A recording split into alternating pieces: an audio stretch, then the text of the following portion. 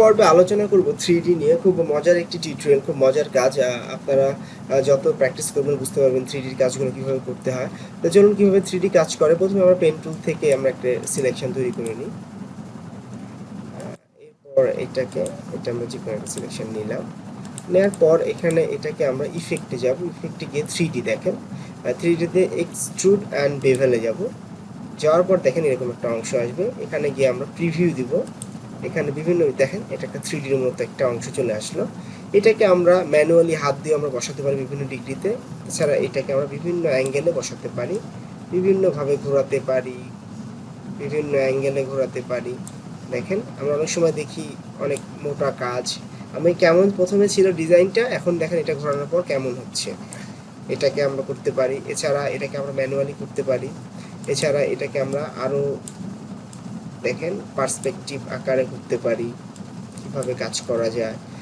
এছাড়া আমরা এখানে দেখেন আরও কিছু অপশান আছে। ক্যাপ, এই ক্যাপিং অপশান করতে পারি। এগুলো আপনারা যত নিজে ঘাটাঘাটি করবেন অনেক বিষয় আইডিয়া পাবেন।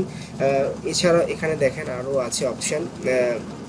এখানে আমরা এক্সট্রুড, এখান থেকে আমরা বিভিন্ন ধরনের ছোট বড় বিভিন্ন অ্যাঙ্গেল, বিভিন্ন ধরনের ডিজাইনের নতুনত্ব আমরা আনতে পারি এখানে 3D দিয়ে, যেমনটা আপনার ক্লায়েন্ট হয়তো চাবে। এছাড়া আপনারা এর পাশাপাশি দেখেন এখানে সারফেস আছে। এখানে সারফেসটা শেডিং আপনারা বিভিন্ন এগুলো নিজেরা ঘাটাঘাটি করবেন, অভিজ্ঞতা বাড়বে। এছাড়া প্রিভিউটা তুলে দিলে দেখা যাচ্ছে আপনারা এটা যদি আমরা এখন ওকে করি, ওকে করার পর দেখেন আমরা প্রথমে কি ডিজাইন ছিল এটাকে, এখন এটা নাই। এটাকে যদি আমরা এই ডিজাইনটা আমরা রাখতে চাই তাহলে এখান থেকে আমরা অবজেক্টে যাব, এডিটে যাব। এডিটে গিয়ে আমরা অবজেক্টে যেতে হবে। অবজেক্টে গিয়ে আমরা এক্সপ্যান্ড অ্যাপিয়ারেন্সে ক্লিক করব।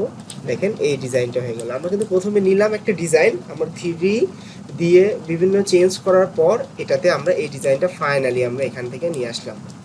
এটাকে আমরা অবজেক্ট করে পার্সপেক্টিভ আকারে একটা ডিজাইন হয়ে গেল 3D ওয়ার্ক। আমার এই টিউটোরিয়ালটির পাশাপাশি আপনারা ইন্টারন্যাশনাল আন্তর্জাতিক আরও কিছু 3D টিউটোরিয়াল দেখবেন।